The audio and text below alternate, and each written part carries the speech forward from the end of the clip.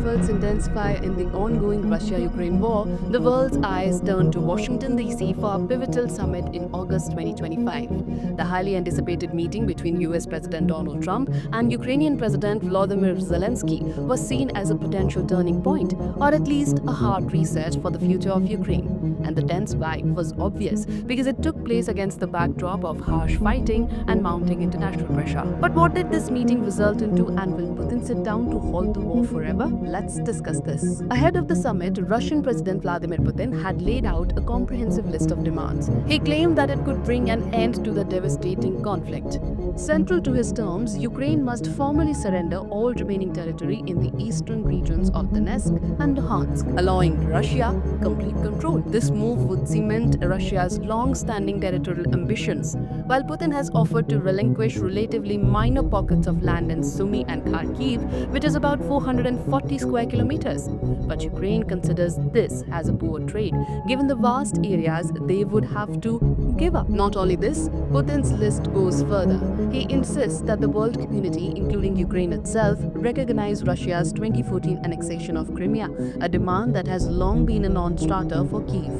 In addition, he refuses to agree to any ceasefire while negotiations are underway, emphasizing that only a full settlement could halt the conflict. Additional conditions include the easing of crippling Western sanctions, the granting of official status to the Russian language across Ukraine, and freedom for the Russian Orthodox Church to operate without interference. For Ukraine, these terms are essentially impossible to accept. President Zelenskyy has repeatedly cited the Ukrainian constitution's clear prohibition on ceding national territory. Nevertheless, immense pressure from global powers, especially from the US, means he has little choice but to continue talks, even when the cards are stacked against him. The meeting with President Trump was seen as a lifeline. Under intense media scrutiny, Trump and Zelenskyy met at the White House, joined later by top European allies. The expectation was high. Would US leadership break the deadlock? The outcome was sobering.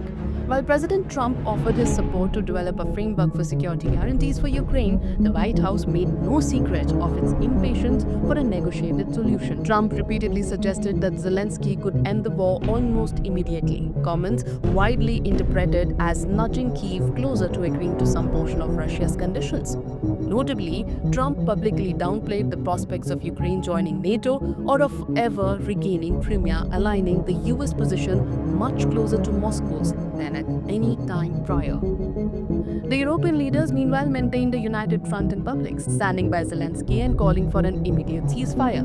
Yet the shadow of erupting divisions loomed large, as some capitals were reportedly more willing than others to accept territorial compromises to stop the bloodshed. No breakthrough materialized. Instead, Trump announced plans to organize a direct face-to-face meeting between Zelenskyy and Putin in the coming weeks.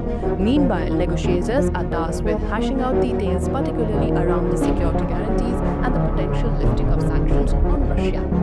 All in all, the Washington summit highlighted both the urgency and intractability of the conflict. Putin's demands remain maximalist and for Ukraine nearly impossible to accept. The US and European allies are pushing hard for a settlement, but the fundamental issues like territorial sovereignty, national identity and security remain unsolved. The coming days are expected to be intense as the fate of Ukraine may be decided not only on the battlefield but also across the negotiators' tables in Washington, Brussels, and eventually perhaps in a long-awaited summit between the men at heart of the war. If you like the story, then hit the subscribe button.